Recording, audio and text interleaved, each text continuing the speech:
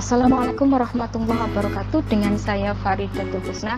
Mari belajar matematika bersama sahabat matematikaku.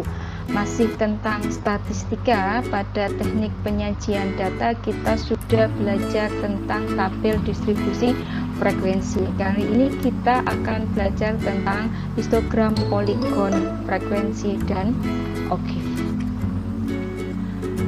Pertama kita akan belajar tentang histogram dan poligon frekuensi. Berikut adalah tabel yang saya ambil pada video sebelumnya. Dari tabel ini kita diminta untuk membuat histogram dan poligon frekuensi. Langkah yang pertama, kita menambahkan 3 kolom di samping. Kolom yang pertama adalah titik tengah, kemudian kolom yang kedua adalah tepi bawah, dan kolom yang ketiga adalah tepi atas. Titik tengah dirumuskan sebagai setengah batas bawah ditambah dengan batas atas.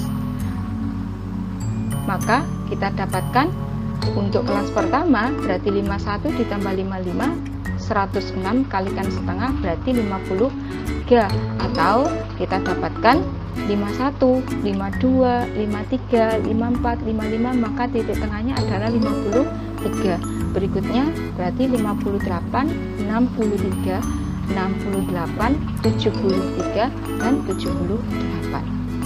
Tepi bawah hasilnya dirumuskan sebagai batas bawah dikurangi dengan 0,5 berarti 50,5, 55,5, 60,5, 65,5, 70,5, dan 75,5. Sedangkan tepi atas dirumuskan sebagai batas atas ditambah 0,5 berarti 55,5, 60,5, 65,5, 70,5, 75,5, dan 80,5.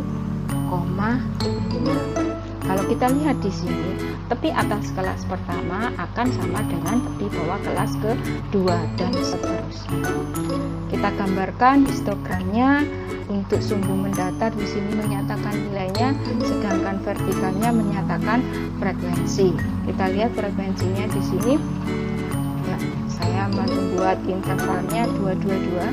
Kemudian nilai di sini dinyatakan sebagai tepi bawah dan tepi atas kelas. Jadi untuk kelas pertama tepi bawahnya 50,5 berarti di sini 50,5, tepi atasnya adalah 55,5. Kelas kedua tepi bawahnya 55,5 karena sama dengan tepi atas kelas pertama. Tepi bawahnya, tepi atasnya adalah 60,5, dan seterusnya. Kita tuliskan. Kemudian kita buat histogramnya. Histogram itu apa? Histogram itu adalah seperti diagram batang tapi berdempet. Kalau pada diagram batang, batangnya pisah-pisah, pada histogram batangnya berimpit. Jadi untuk kelas pertama di sini frekuensinya adalah 7. Kita gambarkan di sini frekuensinya 7. Kelas kedua frekuensinya 6. Kelas ketiga frekuensinya 9. Kelas keempat frekuensinya 8. Kelas kelima frekuensinya 7, dan kelas keenam frekuensinya adalah 3. Nah, ini yang disebut sebagai histogram. Mirip dengan diagram batang, cuman kalau diagram batang dia batang-batangnya terpisah, kalau pada histogram batang-batangnya berimpit. Kemudian untuk mencari poligon kita tinggal mencari titik tengahnya. Nah, titik tengah dari kelasnya. Kemudian kita hubungkan menjadi diagram garis. Nah, diagram garis inilah yang kita namakan sebagai poligon frekuensi. Nah, itu tadi cara membuat histogram dan poligon frekuensi. Berikutnya adalah tentang oktave.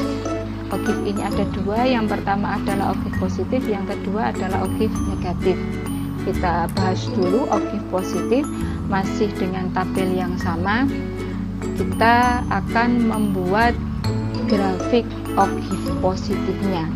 Nah, Pertama-tama untuk membuat grafik OGIF positif, kita buat dulu yang namanya distribusi kumulatif. Nah, jadi kita membuat dua kolom. Kolom yang pertama di sini merupakan kolom data yang berisi tentang tepi atas kelas. Kemudian kolom kedua berisi frekuensi kumulatif. Kumulatif itu berarti jumlahan. Untuk tepi atas, kita sudah tahu bahwa tepi atas adalah batas bawah ditambah dengan 0,5. Maka kelas pertama 55,5, kelas kedua 60,5, kelas ketiga 65,5, kelas keempat 70,5, kelas kelima 75,5, dan kelas keenam 80,5. Nah, untuk mencari frekuensi kumulatifnya, berarti cara membacanya seperti ini. Kita mencari yang nilainya kurang dari 55,5. Berapa yang nilainya kurang dari 55,5? Ini dari 51 sampai 55. Berarti di sini nilainya adalah 7. Yang berikutnya, kita mencari yang nilainya kurang dari 60,5. Kurang dari 60,5 berarti apakah 6? Nah, kita menuliskannya yang kurang dari 60,5, 51 sampai 55 ini juga termasuk kurang dari 60,5, berarti 7 ditambah 6, 13. Berikutnya tinggal menambahkan ke bawah, 13 tambah 9 berarti 22, 22 ditambah 8, 30, 30 ditambah 7, 37, dan 37 ditambah 3 terakhir adalah 40. Maka setelah kita dapatkan ini, kita gambarkan OGIF-nya. Sumbu horizontal masih menyatakan nilai dan sumbu vertikal menyatakan frekuensi kumulatif. Nah, dari sini untuk nilai kita tuliskan di sini tepi atasnya jadi 55,5, 60,5, dan seterusnya kita tuliskan. Kemudian untuk vertikalnya menyatakan sumbu kumulatif. 55,5 di sini 7. Kemudian di sini 13, untuk 65,5 22, kemudian 30, 37, dan terakhir adalah 40. Nah, kemudian titik-titik ini kita hubungkan sehingga membentuk kurva mulus. Kurva mulus inilah yang kita sebut sebagai OGIF positif. Kenapa dikatakan positif? Karena dia grafiknya naik.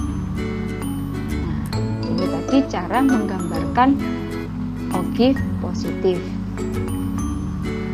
Selanjutnya adalah bagaimana cara menggambarkan OGIF negatif. Masih dengan tabel yang sama, kita buat distribusi kumulatifnya. Kalau sebelumnya pada OGIF positif kita menuliskan tepi atas, maka pada OGIF negatif kita menuliskan tepi bawah. Jadi tepi bawah dirumuskan batas bawah dikurangi dengan 0,5, maka kita dapatkan tepi bawahnya 50,5, 55,5, 60,5, 65,5, 70,5, dan 75,5. Frekuensi kumulatifnya cara membacanya seperti ini.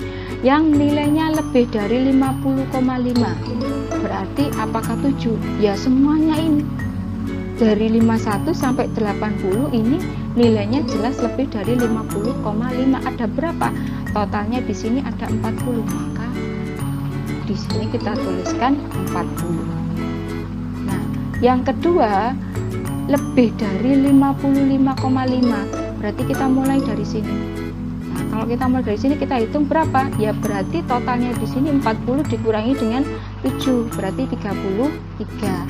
Maka berikutnya tinggal mengurangi 33 dikurangi 6 berarti 27 dikurangi 9 18, 18 kurangi 8 10, 10 kurangi 7 3. Atau kita menuliskan dari bawah juga boleh.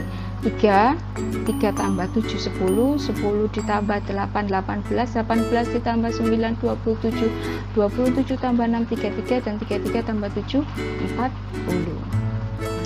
Kemudian kita gambarkan OGIF-nya masih dengan yang sama. Sumbu horizontalnya adalah nilai dan sumbu vertikalnya adalah frekuensi kumulatif. kita tuliskan untuk sumbu horizontalnya kita tuliskan tepi bawahnya di sini. Nah, untuk kelas pertama di sini 40. Kemudian berikutnya adalah 23. Berikutnya 27. Kelas keempat 18.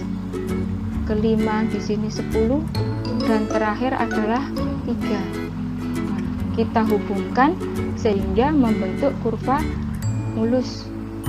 Kurva inilah yang dikatakan sebagai ogive negatif. Kenapa dikatakan negatif? Karena grafiknya dia turun.